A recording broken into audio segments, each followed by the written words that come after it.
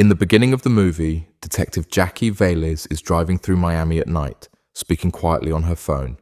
She warns her informant that there are eyes everywhere. She tells the woman that she is the only cop she can rely on. Jackie confirms she now has the address and knows exactly where the woman is. Jackie parks her car near a canal. Before she can react, gunfire erupts. Jackie is hit and stumbles for cover behind a car. Wounded, she returns fire as two masked attackers close in. While under fire, Jackie types a message on her phone. She finishes sending it just in time and drops the phone into the canal. The attackers advance without hesitation. One of them reaches her and kills her. Later, Police Lieutenant Dane Dumars sits across from Major Tom Vallejo inside the Major's office. Tom asks how the meetings with the federal agents went and whether internal affairs was involved. Dane says plainly that Jackie was murdered. Tom asks what she was chasing, and Dane admits he believes it was money. Tom tells Dane the division is falling apart. Federal pressure is growing, and there is active talk about dismantling the Tactical Narcotics Team, or TNT. Dane asks about rumors of inside heist crews, police officers acting like robbers and working with corrupt law enforcement. Tom confirms he has heard the same innuendo. Dane grows frustrated and demands to know why there is no task force and why the system has not stopped after the murder of a Miami police captain. Tom explains that no overtime has been approved and that budgets are too tight for anyone to take that risk. The shutdown of the VCAT unit has already weakened the department. Dane asks to let TNT handle the case quietly, even off hours, but Tom shuts it down immediately. FBI agents Del Byrne and Logan Cassiano begin questioning the members of Tactical Narcotics Team one by one. They start with Detective Numa Baptiste. She describes Captain Jackie Velez as both her friend and someone who always had her back. When the agents refer to her death, Numa corrects them immediately. She insists it be called murder. Detective Lolo Salazar follows. When asked how Jackie's murder makes her feel, she answers simply and honestly, saying it makes her sick to her stomach. Detective Mike Rowe is next. The agents review his earlier description of TNT's work, confirming that the job focuses on drugs, guns, and mostly cash. When they ask whether working around large amounts of cash creates conflict, Rowe bristles at the implication. He makes it clear that stealing the money has never crossed his mind. Detective Sergeant J.D. Byrne challenges the entire premise of the interviews, asking when a cop killer was ever caught in a conference room. He accuses the agents of trying to dirty cops instead of finding Jackie's murderer. Del Byrne responds sharply and suggests that the killer could be a cop. The questioning turns personal. When the agents ask whether JD and Jackie were romantically involved, the line is crossed. JD reacts with open hostility. The confrontation turns physical. JD throws a cup of water and lunges at Del Byrne, his own brother. Numa Baptiste and Mike Rowe rush in to break it up, trying to separate the brothers as the room erupts. From the Major's office, Tom and Dane watch the fight unfold through the glass. Tom asks what is happening. Dane answers plainly that JD is fighting with his brother. Later, Dane finds JD alone in the police station bathroom, washing blood and sweat from his face. He asks how it went with his brother. JD shrugs it off, calling Del the same person he has always been, someone who became a Fed just so he could talk down to others. Dane asks whether Del was fishing for a confession. JD admits he has no idea what anyone is hoping for anymore. He says the FBI being there means they have no real leads and that Jackie has already become an afterthought in her own murder. Dane says the only explanations left are that the FBI believes Jackie was dirty or that TNT was involved. JD adds that it could easily be both or neither, and that blaming a dirty cop is the easiest way to close the file. JD brings up Jackie's old saying about living to see another sunrise. JD suggests they go get drunk. The Tactical Narcotics Team gathers on the station terrace along with other officers. They drink beer, grill food, and play dominoes. Numa Baptiste jokes loudly, while Mike Rowe tells people to relax as a blue car drifts back and forth through the parking lot.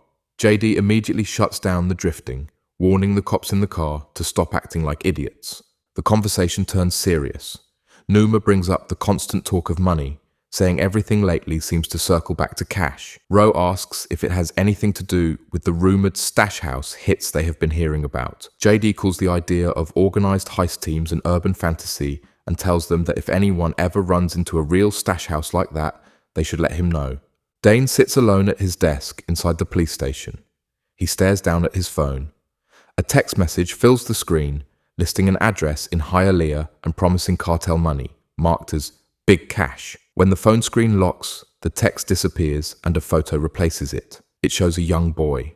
Back on the terrace, the conversation is interrupted when a DEA armored Lenko rolls into the parking lot. JD stares at it in disbelief and mocks the show of force. DEA agent Mateo Matty Nix approaches. Matty greets them casually. JD greets him with sarcasm. He complains that DEA is always using their parking lot as a staging area. Matty fires back, saying he is handing out overtime so cops can pay their mortgages. DEA agent Dio Reyes joins the group. The tone stays sharp. Matty says the department will not let a captain's murder go cold because of the media attention. Matty adds that there are snitches in every division and jokes that JD looks snitchy. At that moment, Dane Dumas steps onto the terrace. Matty immediately calls him out, mocking him as the most corrupt cop in Dade County. Dane addresses TNT directly and says a Crime Stopper tip has just come in. JD questions the timing. Dane confirms it is fresh. Dane explains there is money in a house in Hialeah and says he wants to hit it. He says he does not want to end the week empty-handed. Lolo asks about overtime.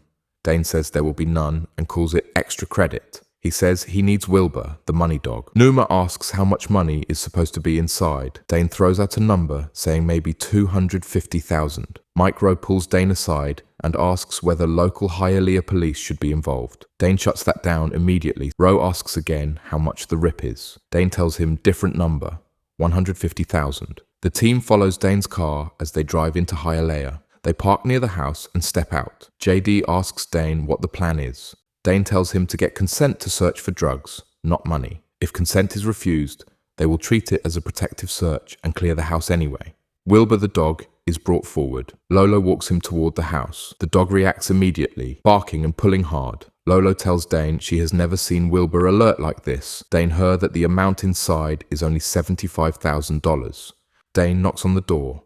JD announces Miami PD. A young woman answers. She gives her full legal name, Desiree Lopez Molina. She says she is alone. Dane asks to come inside. She asks for a warrant. Dane explains they are requesting consent to search. She admits there might be a small amount of weed. Under pressure, she signs the consent form.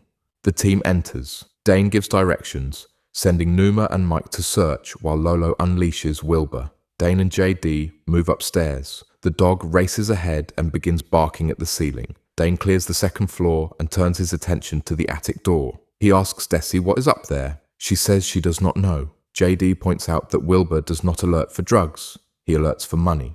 JD pulls down the folding attic stairs and climbs up with Dane close behind. The attic appears empty. However, JD notices an electrical cable sticking out from the wall. He tugs on it. The wall panel shifts and opens, revealing a hidden compartment. Orange plastic buckets are stacked deep inside the compartment. Dane pulls one free and opens it. Bundles of cash fill the bucket. JD curses under his breath as the scale becomes clear. Dane counts quickly and estimates there is roughly $1.4 million in a single bucket. JD estimates there are at least 14 more buckets like it. Dane does the math out loud and realizes the total could reach $20 million. The shock turns into urgency. Dane orders everyone to hand over their phones. The demand causes confusion. Rowe asks what Dane means. Dane explains he does not trust the situation and that money like this makes people do reckless things. He collects phones from Numa, Rowe, Lolo, and Desi, asking for burners as well. JD presses Dane about the Crime Stopper tip. Dane admits it reported $300,000. The mismatch confirms they are in serious trouble. They move back down from the attic. Dane orders the remaining buckets pulled from the wall and brought into the garage. Lolo asks to FaceTime her daughters to say goodnight. Dane refuses, apologizing, but insisting he cannot allow any calls. JD asks to call his brother, then suggests contacting Matty Nix at the DEA. Dane shuts both ideas down, refusing to involve federal agents. Desi warns them they are making a mistake and tells them to take whatever money they want and leave before things turn bad. Mike Rowe interrupts, spotting a black and white police car approaching the street. Dane and JD step outside just as a marked police car creeps up the block with its emergency lights on. One of the Hialeah patrolmen explains that seeing this many unmarked charges usually means gang activity. JD suddenly recognizes the officer riding shotgun. The officer denies it. The patrol car pulls away, but the encounter leaves Dane and JD rattled. Dane admits he thinks an attack is coming. Back in the garage, Numa, Lolo, and Mike work to pull the orange buckets down. Lolo notices a car hidden under a cover in the garage, an old station wagon. Mike interrupts the banter and asks what they are really doing. He calls it a massive hit and admits they are already on the back foot. Dane and JD come back into the garage wearing vests, weapons up. JD orders everyone to gear up properly. Mike works to push the old car toward the garage door to create cover. Dane sends him outside to look around. As Mike steps outside to watch the perimeter, Dane turns back to the buckets. While inspecting one, he discovers a machine gun inside, a TEC-9. Outside the house, Mike Rowe steps away from the garage and discreetly pulls a burner phone from a hidden pocket inside his vest. He types a short message and sends it off. Inside, Dane continues questioning Desi. She explains that she sometimes gets calls telling her to leave the house, and she does exactly that. The house phone suddenly rings. Desi panics.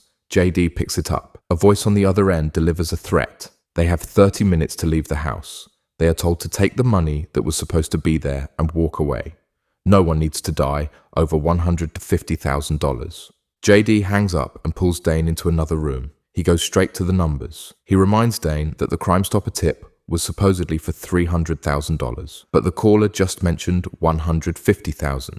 JD demands to know why Dane told him double that figure. Dane snaps and tells him to back off. JD says he does not trust Dane anymore and demands to see the report. Dane admits he does not have it. JD storms out of the room. In the garage, Lolo and Numa sit surrounded by stacks of cash. Lolo breaks down what her job actually gives her: violence, disrespect, low pay. She holds up a single bundle of cash and admits that even this small amount would make her life easier. Dane enters the garage and calls for their attention. He lowers his voice, framing it as something just between them. He admits he thinks they can make something happen. He says he wants to get his share and knows they want theirs. Outside, Mike Rowe notices that one house across the street begins blinking its porch light over and over. JD steps up behind Mike. JD deciphers the blinking light. It spells out a word in Morse code: pigs. JD tells Mike to go warn the lieutenant while he checks out the house with the blinking light. As Mike heads back, his burner phone vibrates. A message says they will move in when it is real and that a team is assembling. Mike hides the phone and goes back inside.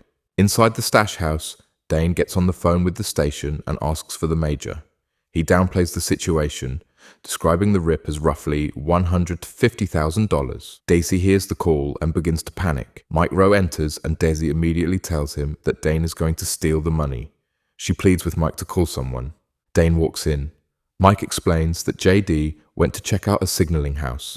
Dane tells Mike to show him. As they leave, Daisy screams to Numa and Lolo, begging them to arrest her so she can get out. Meanwhile, JD enters the house with the blinking light. Inside, it is empty. His phone vibrates. A message from Matty Nix confirms that no Crime Stopper tip was ever called in. As JD moves along the second floor, someone approaches him from behind with a gun raised. Back at the stash house, Mike returns alone. He moves toward the garage, but finds the door sealed with zip ties. Dane enters the garage and asks how things are looking. Numa tells him they received another call, warning them that people will start dying in 10 minutes. Suddenly, the power cuts out. The house drops into darkness. Bright lights flare from outside, followed immediately by gunfire tearing into the garage and house. Lolo is hit and screams as she goes down. Dane and Mike push out onto the street and see that every one of their vehicles has been destroyed. They chase the attackers. One of the attackers bolts. Suddenly, a man wearing a vest and carrying a machine gun steps out from one of the houses. Dane and Mike shout for him to get down. JD arrives and stops them from shooting. He explains that this man was the lookout using the porch light and that he works for the cartel. The attackers were not cartel. The lookout calls his boss on FaceTime. The cartel boss speaks carefully. He says none of his people were involved in the attack and that they have no interest in the money found in the stash house. He says the police won tonight and that killing more officers would hurt business.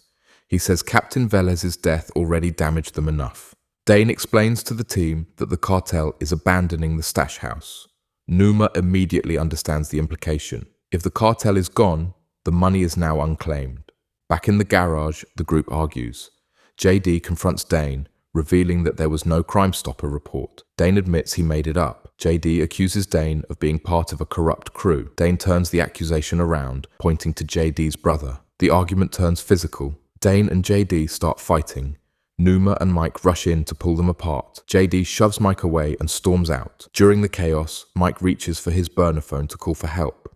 It is gone. He realizes he lost it during the fight. JD steps away and gets Matty Nix on the phone. He tells him Dane has gone rogue. He demands Matty get there immediately. Matty says he is inbound with an armored Lenko. JD tells him they are sitting on over $20 million. In the garage, Numa and Lolo finish the count. Dane writes the final number down on a piece of paper and tells Numa and Lolo to memorize it without saying it out loud. Smoke creeps in. Flames start to take hold somewhere inside. Dane orders them to grab the bags. They will take what they can carry. Outside the burning stash house, Mike Rowe helps Desi escape. Dane, Numa, and Lolo emerge carrying money bags just as Matty Nix arrives with the armored Lenko. Dane insists Numa stay behind with Desi. The convoy pulls away with Dane, JD, Mike, and Matty inside the armored Lenko. Numa, Lolo, and Desi are left behind in front of the burning house. Inside the Lenko, tension spikes. Dane and JD draw their weapons. Mike openly challenges Dane, accusing him of lying about the size of the rip. Dane calmly dismantles Mike's story. He reveals he deliberately gave different dollar amounts to everyone. $250K to Numa, $75K to Lolo, $300K to JD, and $150K only to Mike. When the threat caller used the same $150K figure, it exposed Mike as the leak. JD produces Mike's burner phone, which he had picked up during the earlier fight. When Mike asks to redial, Matty's phone rings, confirming Matty was the one coordinating the hit. The Lenko erupts into violence. Matty shoots Mike in the head. A masked accomplice opens fire from the driver's seat. JD kills the driver, but Matty keeps control. He claims Mike killed Jackie Velez, but Mike screams the truth. Matty pulled the trigger. JD's phone rings. He puts it on speaker for Matty to hear. It's JD's brother Del confirming the trap is set. Floodlights wash over the truck as the FBI blockade seals the street. JD had sent the coordinates to his brother moments ago. Del orders everyone out. Matty ignores the command. He tries to spin a deal to JD and Dane. They frame the dead, return the money, and walk away as joint agency heroes. But JD cuts him cold. The phone is still on speaker. The feds heard the entire conspiracy. The deal collapses. A wounded Mike Rowe pulls a hidden gun and shoots Matty. In the chaos, Mike grabs a machine gun and the cash, firing his way out of the vehicle with Dane in pursuit. Matty crawls into the driver's seat and speeds off in the armored Lenko. JD commandeers his brother's FBI vehicle and roars after him. Dane chases Mike on foot into the woods. Dane finally corners Mike and forces him against a tree. Dane opens a bag of cash Mike tried to flee with, revealing yellow pages, not money. The real cash was never in the Lenko. Defeated, Mike surrenders. JD races after the armored Lenko. He lands a shot on the tire. The heavy vehicle flips off a trestle, slamming upside down onto the street below. Matty crawls out, shaken and bleeding. JD advances. Matty pleads, scrambling for a deal. JD answers with a question. What is the price of a Miami police captain? He pulls a bag from the Lenko and opens it in front of Matty. Inside are not stacks of cash, but phone books. Matty reaches for another gun. JD fires once, killing him. Elsewhere, Numa, Lolo, Desi, and Wilbur drive away in the old station wagon. The back is packed with orange buckets filled with the real recovered money. Inside a DEA counting room, money is spread across long tables. Detective Lolo Salazar gives her verbal count. $20,650,480. Detective Numa Baptiste confirms the same number. Lieutenant Dane Dumas hands over the written confirmation. The paper matches to the dollar. The lead DEA official nods. This one is clean. One solid rip. Desiree Lopez Molina speaks with FBI agents. She is getting her cut as a confidential informant. 20%, $4 million. Not clean, not easy, but earned. Morning arrives. Dane and JD sit in the sand at the beach, beer in hand, badges still heavy. A child plays nearby with a dog. Her mother calls her name, Jackie. Dane and JD look at each other. They understand. They stay seated. They keep watching the sun climb.